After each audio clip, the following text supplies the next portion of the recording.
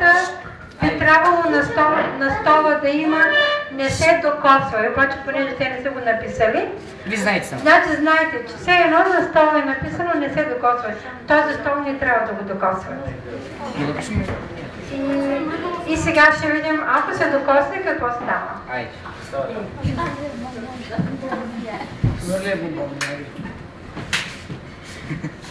Спокойно се клипка.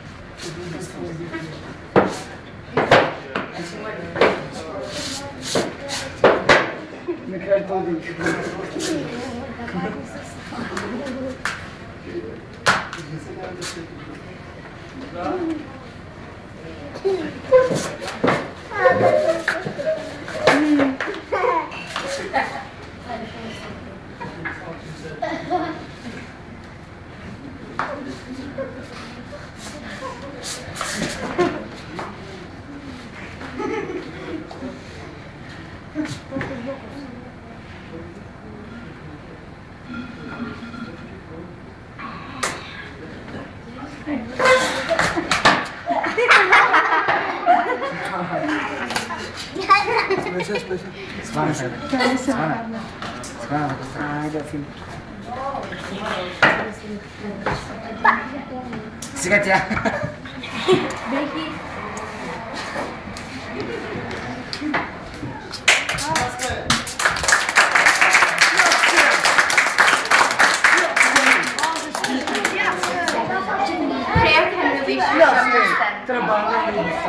Значи, цялата драма беше в това, че една молитва може да направи големи чудеса. Само с молитва успяха да се разлепят от стола. Как?